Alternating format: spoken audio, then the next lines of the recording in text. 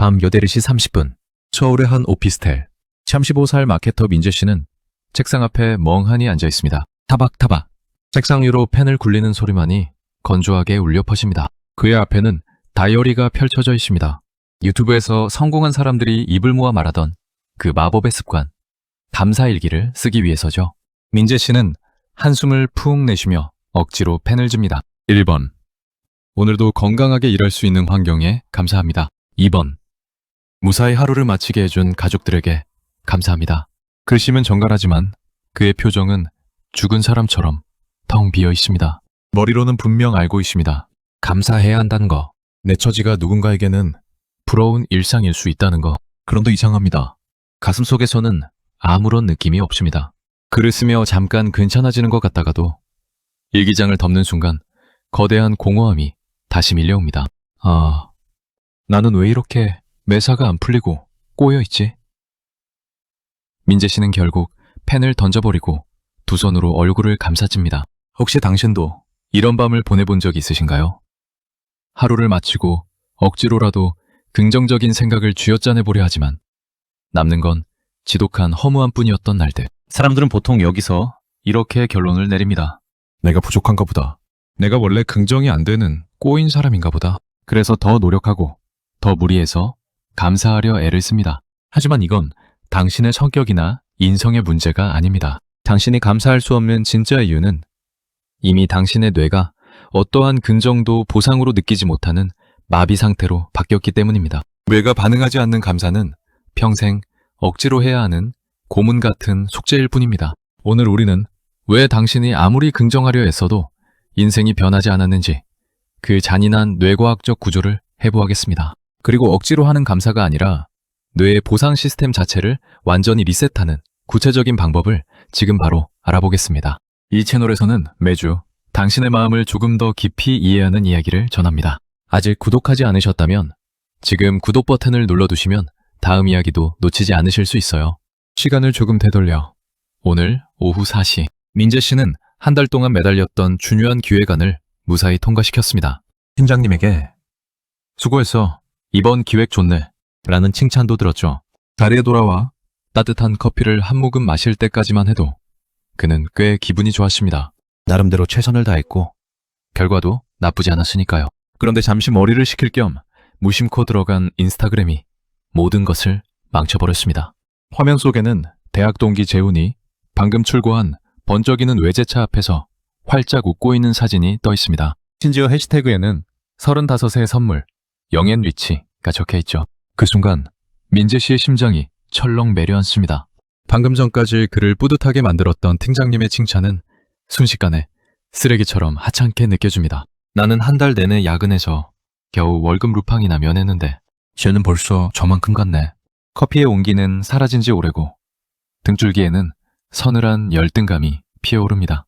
왜 어떤 사람은 평범한 저녁 노을만 봐도 자연스럽게 미소 지으며 감사하는데 민재 씨는 이토록 자신을 갉아먹는 비교의 늪에서 벗어나지 못하는 걸까요?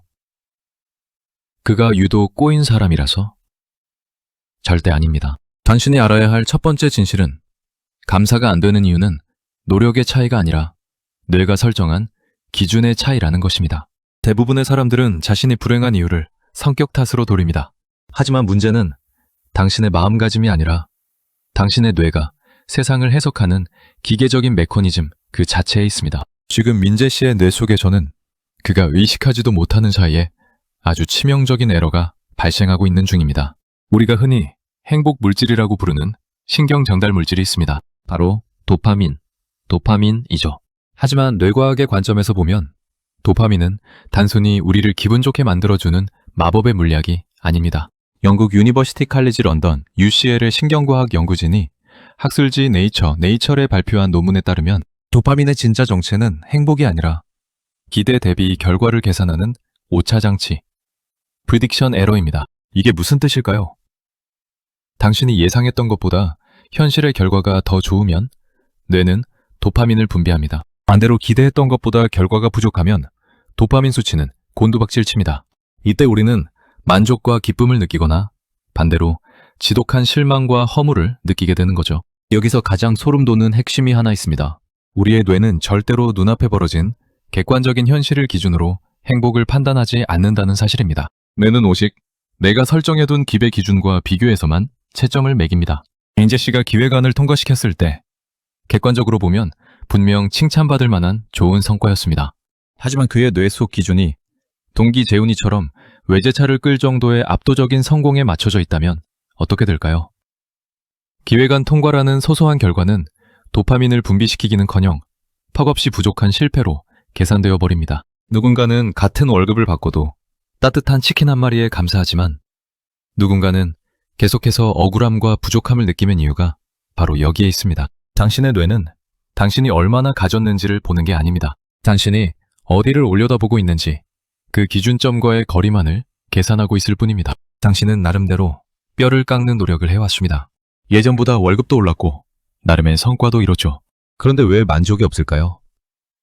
오히려 이 정도 노력했으면 더 큰 보상이 있어야지. 남들은 다 쉽게 잘 사는 것 같은데 라는 억울함만 치밀어 오릅니다. 이 상태가 반복되면 뇌는 아주 조용하고 교활하게 당신의 기준선을 올려버립니다. 심리학에서는 이를 쾌락적응, 히도닉 애대테이션이라고 부릅니다. 아무리 좋은 직장에 들어가고 원하던 물건을 사도 우리의 뇌는 금방 그 상태에 익숙해져 버립니다. 그리고 도파민을 얻기 위해 더 자극적이고 더 높은 기준을 갈망하게 되죠. 과거의 당신이라면 뛸 듯이 기뻐했을 성취도 지금은 이건 당연한 거 아니야? 라며 시큰둥하게 넘겨버립니다. 체감하는 행복의 커트라인이 너무 높아져 버린 겁니다. 여기에 인간 뇌의 기본 설계인 부정편향, 네거티비티 바이어스까지 가세하면 상황은 최악으로 치닫습니다.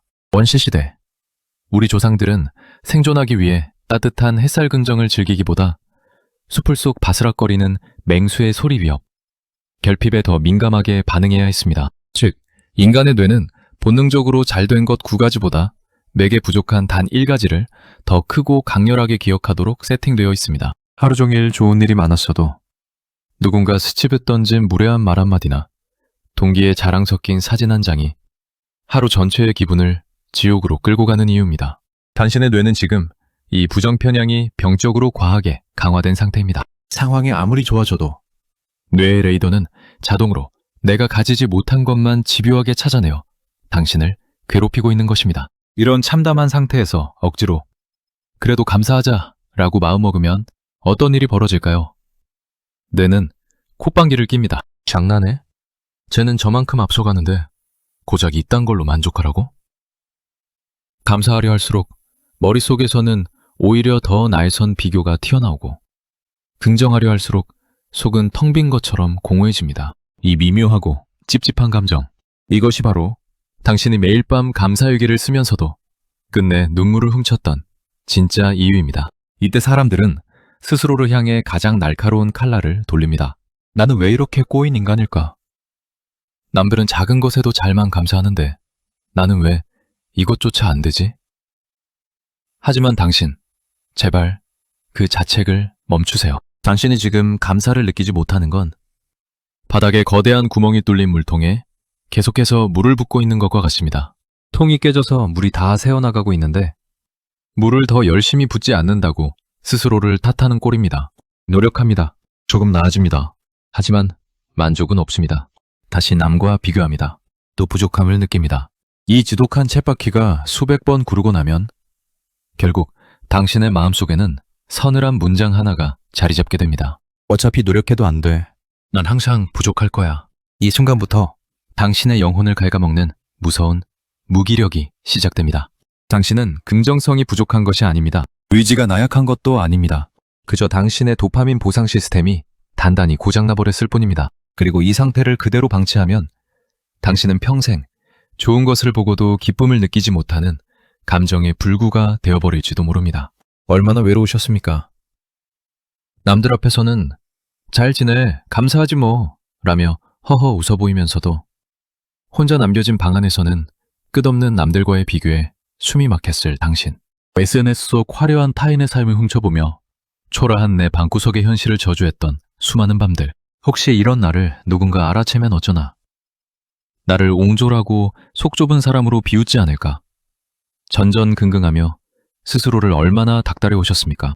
이제 당신의 가슴을 짓누르던 그 무거운 오해를 내려놓으세요. 당신은 부정적인 돌연변이가 아닙니다. 그저 살아남기 위해, 더 나은 삶을 쟁취하기 위해 남들보다 조금 더 예민하게 뇌의 생존 본능을 가동했을 뿐입니다. 위를 보고 달리는 것은 당신을 성장시키기도 했지만 그 대가로 지금 여기에 행복을 느끼는 스위치를 고장내버렸을 뿐입니다. 감사는 머리로 짜내서 만들어내는 인공적인 감정이 아닙니다. 잘못 설정된 뇌의 기준점을 끊어냈을 때 시원한 바람처럼 자연스럽게 밀려들어오는 결과물일 뿐입니다. 당신이 지금 당장 멈춰야 할 것은 억지로 감사거리를 쥐어짜는 일입니다. 이제 우리는 바닥이 깨진 물통에 억지로 물을 붓는 미련한 짓을 멈출 것입니다. 대신 그 깨진 독의 구멍을 단단하게 메우고 뇌가 다시 보상을 느낄 수 있도록 시스템의 방향 자체를 완전히 틀어버릴 겁니다. 당신은 충분히 행복해질 자격이 있고 당신의 뇌는 생각보다 훨씬 쉽게 다시 태어날 수 있습니다. 자, 이제 당신의 잃어버린 도파민을 되찾아올 진짜 방법을 시작하겠습니다. 고장난 보상 시스템을 리셋하는 첫 번째 기술은 외부 비교를 끊고 내부 기준으로 이동하기입니다. 지금까지 당신의 도파민 기준점은 언제나 남이었습니다. 저 사람보다 내가 어떤가? 동기들은 얼마를 벌었나? 이 끝없는 외부 비교의 트랙 위에서는 당신이 일론 머스크가 되지 않는 이상 영원히 패배자일 수밖에 없습니다. 오늘부터 기준을 오직 어제의 나로 옮기세요. 어제의 나보다 오늘 한 걸음이라도 앞으로 나아가는가? 이건 뻔한 긍정 타령이 아닙니다. 뇌는 변화에 가장 민감하게 반응합니다. 타인이라는 허상을 지우고 나의 작은 변화로 기준을 옮기는 순간 막혀있던 도파민 회로가 다시 짜릿하게 연결되기 시작합니다. 두 번째 기술은 결과가 아니라 행동에 보상을 주기입니다. 당신은 지금 거창한 결과가 나와야만 스스로를 칭찬합니다. 하지만 뇌과학의 진리는 단순합니다. 뇌는 보상이 주어지는 행동을 무조건 반복한다는 것이죠. 결과가 나올 때까지 보상을 미루면 당신은 중간에 지쳐서 100% 포기하게 됩니다. 그러니 오늘 당신이 아침에 이불을 개켰다면, 미루던 이메일 답장을 보냈다면, 운동화 끈을 묶고 현관문을 나섰다면 그 행동 자체를 즉각적으로 칭찬하세요. 아무것도 하기 싫었는데 일단 시작했네. 대단하다. 이렇게 작고 하찮아 보이는 행동 하나하나에 도파민 도장을 찍어주세요. 뇌는 당신이 결과에 성공했는지보다 당신이 스스로에게 좋은 기분을 허락했다는 사실에 열광합니다. 이 작은 보상들이 쌓이면 무기력했던 몸이 움직이고 그 행동들이 모여 결국 당신이 원하던 거대한 결과를 만들어내는 폭발적인 엔진이 됩니다. 세 번째, 가장 강력하면서도 주의해야 할 기술입니다. 바로 결핍을 찾는 질문을 끊고 확인하는 질문으로 바꾸기입니다. 당신의 뇌는 지금 자동응답뒤처럼 묻고 있습니다. 왜 난 부족하지? 왜 안 되지? 왜 나만 이 모양이지? 뇌는 구글 검색 엔진과 같습니다. 당신이 결핍을 검색하면 뇌는 당신 인생의 모든 데이터를 뒤져서 당신이 불행한 이유 100가지를 기어코 찾아내어 화면에 띄웁니다. 이제 이 무서운 자학의 검색창을 부셔버리세요. 질문의 방향을 완전히 뒤집어야 합니다. 오늘 밤부터는 잠자리에 누워 이렇게 질문하십시오. 내가 오늘 무너지지 않고 유지한 것은 무엇인가? 내가 포기하지 않은 것은 무엇인가? 다이어트에 실패하고 야식을 먹었더라도 왜 또 먹었지? 라고 자책하는 대신 그래도 아침에 물 한 잔 마시는 건 지켰잖아 라고 확인하세요. 이건 자기 합리화나 말장난이 아닙니다. 뇌의 스포트라이트를 결핍해서 가진 것으로 돌려놓는 고도의 뇌 해킹 기술입니다. 여기서 반드시 명심해야 할 경고가 있습니다. 절대로 처음부터 거창하고 가식적인 감사를 꾸며내지 마세요. 나를 괴롭히는 상사에게 감사합니다 같은 억지 긍정은 오히려 뇌의 반발심만 불러일으켜 코르티솔, 스트레스 수치만 폭발시킵니다. 감사는 무리해서 따내는 자격증이 아닙니다. 나의 작은 변화를 확인하고 끈질기게 버텨낸 나의 하루를 인정해주는 것.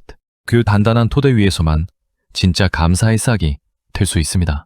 채우려고 발버둥치는 삶이 아니라 이미 내 손에 쥐어진 것을 부드럽게 쓰다듬는 연습. 그것이 바로 당신의 뇌를 결핍의 지옥에서 구출해낼 유일한 동화줄입니다.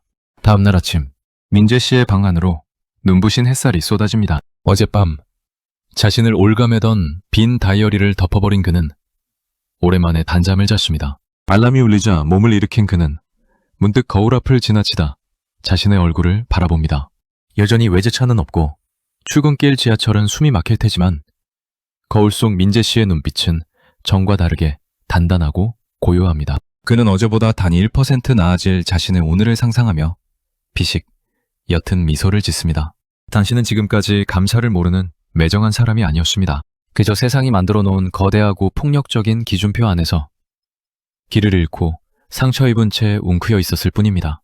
이제 그 잔인한 비교의 트랙에서 당당하게 걸어 나오세요. 오늘 하루가 끝날 때 거창한 감사를 찾으려 머리를 쥐어뜯지 마십시오. 대신 거울을 보며 당신의 두 눈을 똑바로 맞추고 이 한 문장을 소리내어 말해보세요. 나는 부족한 사람이 아니라 기준이 잘못됐던 사람이다. 당신은 이미 충분히 애쓰고 있고 당신의 삶은 당신이 생각하는 것보다 훨씬 더 온전하고 아름답습니다. 이제 당신의 뇌가 평온한 긍정의 회로를 돌릴 수 있도록 댓글창에 이 마법의 문장을 직접 남겨주세요. 당신이 적어내려간 그 한 문장이 지독했던 결핍의 고리를 끊어내는 가장 강력한 도끼가 될 것입니다. 오늘 이 이야기가 여러분의 하루에 작은 위로가 되었으면 좋겠습니다. 영상이 조금이라도 도움이 되셨다면 구독과 좋아요, 알림 설정까지 부탁드려도 될까요? 여러분 한 분 한 분의 관심이 저에게는 이 영상을 계속 만들어 나갈 수 있는 가장 큰 힘이 됩니다. 진심으로 감사드립니다.